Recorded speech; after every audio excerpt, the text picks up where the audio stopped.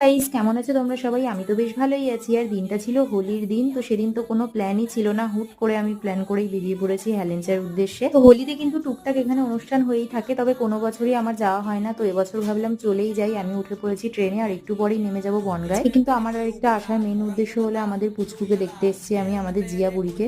আমি কিন্তু প্রথমে চলে গিয়েছিলাম পিসি বাড়ি, ওখান থেকে আমার একটা ব্লাউজ নেওয়া ছিল, ওটা নিয়ে আমি চলে এসেছি সোজা আমাদের বাড়িতে। এই দেখো আমাদের পুচকু। তো খাওয়া দাওয়া করে আমি রেডি হয়ে নিয়েছি, আর আজকে কিন্তু চুলটা আমাকে কাকি বেঁধে দিয়েছিল।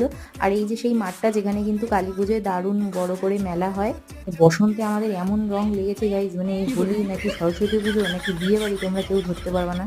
তো যাই হোক, এরপরেই আমাদের কি মাথায় ভীমরতি চাপলো, হাতের মধ্যে লাল আবির নিয়ে সেগুলো নিয়ে কয়েকটা ছবি ভিডিও করে নিলাম, তারপরে একটু নাচানাচিও করে নিচ্ছিলাম আর কি। আর সেদিন তো প্রচন্ড গরম ছিল, তারপরে কিনে নিলাম কুলফি। এই দেখো, এগে কাণ্ড দেখো, মানে জামা মামা ছিঁড়ে একাকার করে দিয়েছে আর কি। তো এরপর আমরা কি করলাম সেটা দেখতে পারবে তোমরা বড় ভ্লগে। তো আজকের মতো টাটা, বাই।